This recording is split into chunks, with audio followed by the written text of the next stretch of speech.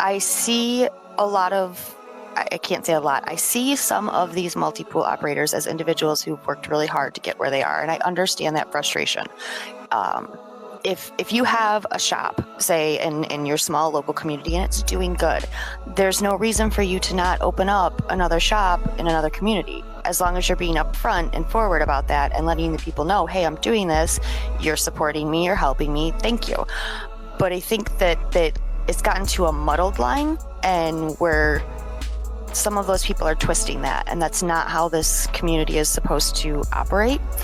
But that comes with greed, that comes with growth, and as a community, we're going to have to, unfortunately, directly address and voice our opinion on that. Welcome everybody to the Cardano Army, supporting advocacy, education, and community for all Cardano users since Epoch 288. Today we bring you an exclusive interview from Chef Theodore's Twitter space. Come tune in every Thursday, 9 p.m. Pacific Standard Time. Link and timestamps are available in the comments and description below this video. Today, we are covering MermADA, and boy do we have a lot of great info for you today. She is amazing and really doing so much for our community. Please give her a follow on Twitter and support her projects. We are going to talk about MermADA's stake pool, Tails, that's ticker TAILS. Metro Mermaids' mission is to restore and protect our oceans. We are a Great Lakes-based charity-focused Cardano stake pool with nodes operating in St. Louis, Missouri and Dusseldorf, Germany. We donate 50% of our stake pool's monthly block rewards to Coral Restoration Foundation and Sea Shepherd. As if that weren't enough, they also provide a minting service for Cardano NFTs called MermADA Minting. MermADA Minting is a Cardano NFT minting service. We provide white label solutions customized to your brand's needs. We offer a wide range of options from NFT vending machine sales to token faucet sales. Our focus is our clients' goals and helping bank the unbanked through the world of Cardano DeFi. We aim to make navigating this ecosystem user-friendly. Visit buynfts.exchange to view current NFT and token sales. Now we're going to hear from MermADA in this exclusive interview, but before we do, I want to remind you to let us know what you think about this interview in the comments. Is decentralization on Cardano important to you? Do you agree with what everyone has to say in this interview? Are things like NFTs important incentives for you to delegate to a specific pool? We want to hear from you. Please leave a comment in the section below. Also, please consider subscribing to this YouTube and helping spread the word. When you promote this channel, you are helping us provide free marketing services for mission-driven single stake pools so they can grow their community and help decentralize Cardano. Thank you so much.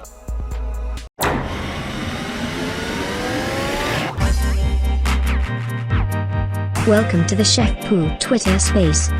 And now here he is, your host, Chef Theodore. I would like to start with MermADA, and if you could tell a little bit about yourself and your pool and what you're doing.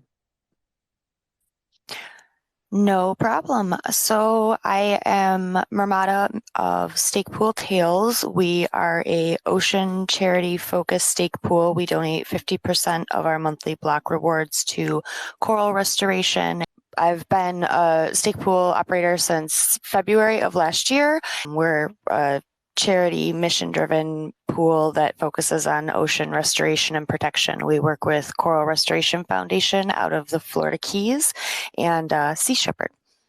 Wow, that's amazing. That's amazing. I'm really looking forward to getting into details on that. I would really like to ask MermADA to tell us a little bit about, her pool. I know that you're doing minting services for NFTs, CNFTs, I'm sorry.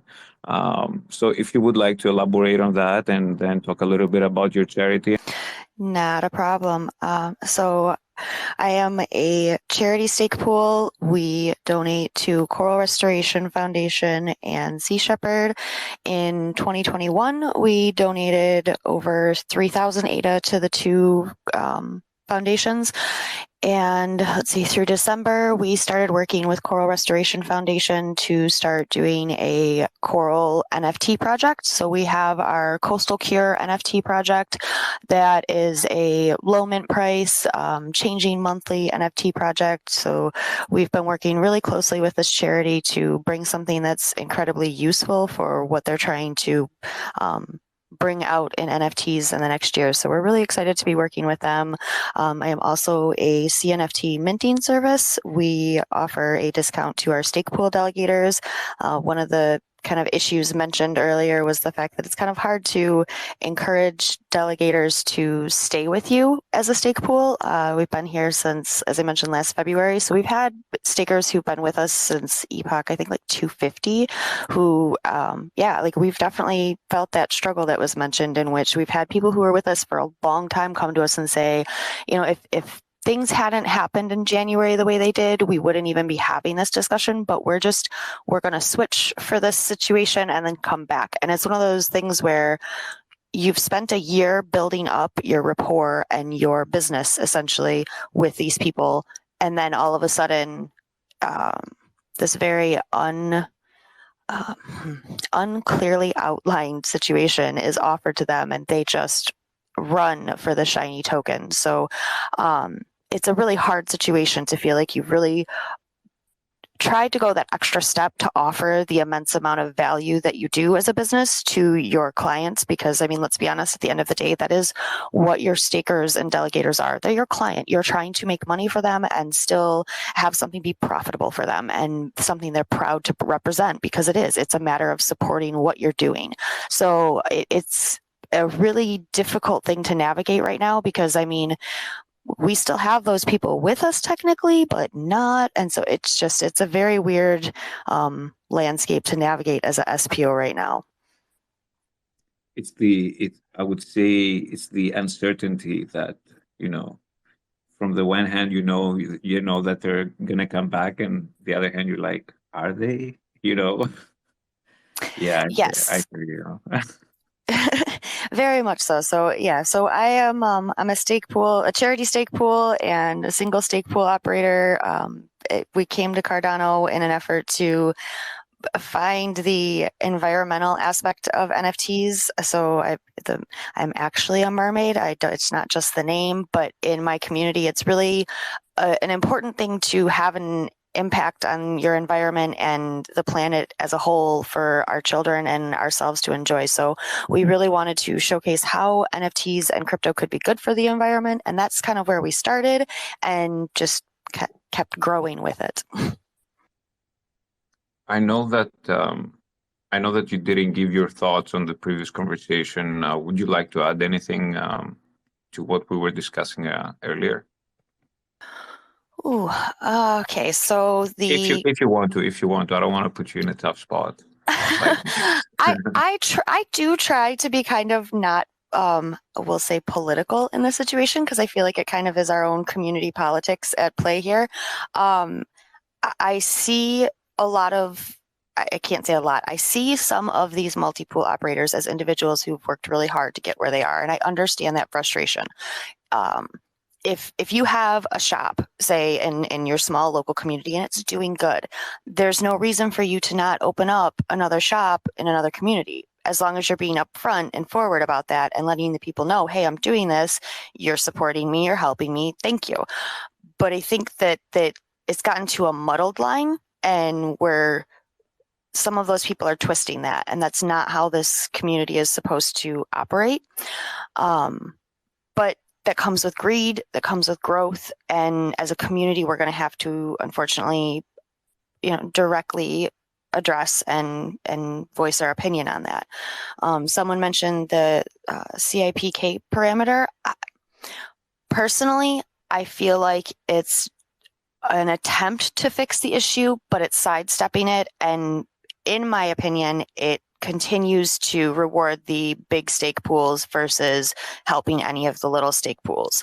So if we're going for true decentralization, we need to look at something that truly levels the playing field, something that says in these wallets, you're in a pool that's not benefiting you. I know that we've seen that move with Pool PM where it says nearing saturation or oversaturated. It gives like an indicator. We need those things in all of our wallets. We need more education in the community about this is how we appropriately address this. But with growth, that is still an education factor. Until we get that huge amount of educational push out there, it's just not going to be something that every staker and every delegator knows, because as someone mentioned also, you're working with people in your day-to-day life, not just people within the community. People within the community know this is how it's supposed to go. Most of the people that I'm working with and bringing on board are people who are completely new to crypto, don't even understand how to sign up for an exchange yet, let alone why they would want to take it off an exchange. So to take it from, step 1, step 2, step 3, you've got to break it down simply for them. And until you get into the community, you don't realize that this is an issue that's going on. So if you're introduced via a YouTube channel or someone you're going to get a completely different load of information. Well, I think that's really a good point, especially coming from you, honestly, because you're not just I've heard examples of people who just run pools and do nothing else, and you're a good example of someone who does a lot of things for the community aside from just running a pool. I think another issue is all of our education resources, guys, they're owned by pools. So every time someone comes in, they are completely slapped in the face with the pool's logo, and they don't say, here's how to join any staking pool, here's how to use Cardano. No, they're instantly faced with someone with an agenda, and their one agenda is, I want to get you to my pool. I don't want to tell you about all the awesome mission-driven pools that exist. No, I'm trying to get money from YouTube. I'm trying to get you into my pool. And that's what we're trying to do with the Cardano Army YouTube. We're taking clips of these shows. We don't run a pool ourselves. That's done very purposefully, and we're trying to promote you guys as well. So, and with that, we talk to a ton of pools. As I was saying before, I think we're up to like 60 pools that we've worked with in some way or another to provide free help in any way we can. But one thing that we hear all the time is pools are really interested in getting into NFT minting and NFT minting services. And MermADA, I would love it if you would be able to kind of tell us, and I would love to kind of give this soundbite to other pools when they ask me this question, but what advice do you have for a small pool operator that's really trying to get into NFTs? Maybe they even want to do their own minting service. What lessons have you learned? What advice would you give them? Whew. Okay. That is a load of information. Okay. So I've been doing this since February. Don't be afraid to reach out to other minters. We're not this big, scary entity. I think there's a misconception that a lot of us are just kind of here to get our own projects out there, and we're not. I work regularly with Sub and Adam Dean to talk about what's going on with our own services, how we can better our services. So don't hesitate to reach out to us. Minting's hard, and unfortunately, we've all made mistakes, but ask us, because we are willing to talk about those mistakes and help you not make them, because we've been doing this for months. It's not an easy game. And even just from the aspect of token creation, NFT projects themselves, get into the Minter communities.